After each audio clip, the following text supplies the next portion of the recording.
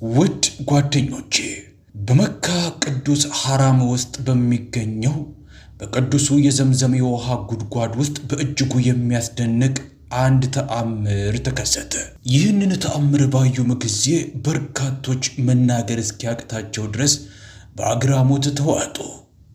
የሳይንቲስቶች ቡድን የውሃ ጉድጓድ ውስጥ ሲገቡ በጣም የሚያስደንቅ ነገር አይተው በአግራሞት አላሁ አክበር በማለት ጮኹ። ነገር ግን ያዩት በትክክል ምንድን ነው? ከመጀመራችን በፊት ሙስሊሞች ከሆናችሁ ቪዲዮውን ላይክ ማድረጋችሁንና ቻናሉን ሰብስክራይብ ማድረጋችሁን አትርሱ። በኮሜንት ሳጥኑም ውስጥ የዘምዘም ውሃን ቀምሳችሁት ታውቁ እንደሆነም ንገሩን።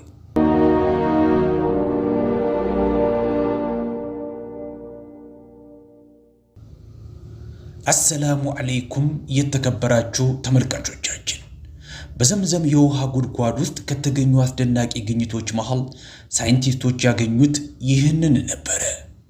ከመሬት ስር 30 ሜትር ርቀት ላይ አንድ የሚያስደንቅ ግኝት ተገኘ። የዘምዘም የውሃ ጉድጓድ የሚገኘው ከቅዱሱ ከአባ 20 ሜትር ርቆ በመስጂድ አልሐራም ውስጥ ነው። በየሰከንዱ 20 ሊትር ውሃ የሚያመነጭ ሲሆን 30 ሜትር ጥልቀትም አለው። ነገር ግን ዶክተር ማዛን ሳዑድዲን በመካ የሚኖር የኢስላማዊ ጥናት ባለሙያ አንድ ዶክተርን ጠቅሰው እጅግ የሚያስደንቅ ታሪክን ለዓለም አጋርተዋል። ጊዜው 1971 ነበረ። የዘምዘም ውሃን የተመለከተ አንድ ያልተለመደ ክስ ቀርቦ ነበረ። የዘምዘም ውሃ ለመጠጥ አገልግሎት መዋል የለበትም በማለት ክስ ያቀረበው ሰው አቤቱታውን ያቀረበው እንዲህ ሲል ነበረ።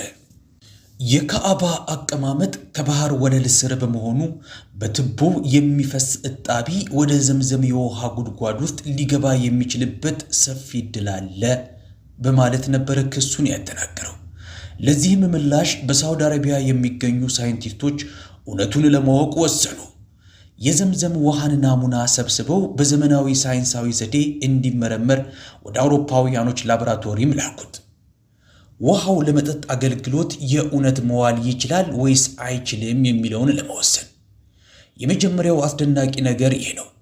የኬሚካል ኢንጂነሩ ሙኡኑዲን አህመድ የውሃ ናሙናዎቹን እንዲሰበስብ የተመረጠ መሆኑንና የውሃ ጉድጓዱንም ለመጀመሪያ ጊዜ ማየቱን ይናገራል።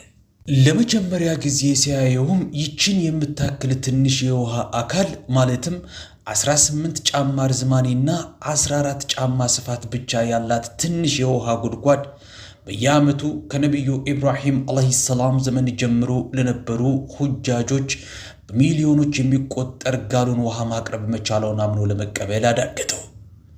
እንግዲህ እዚህ ጋር ነው እንቆቅልሹ የሚጀምረው። ሙኡኑዲን ለመመርመር ወደ ውሃው ጉድጓድ ሲወርድ አንድ ያልተለመደ ነገርን ለባለ።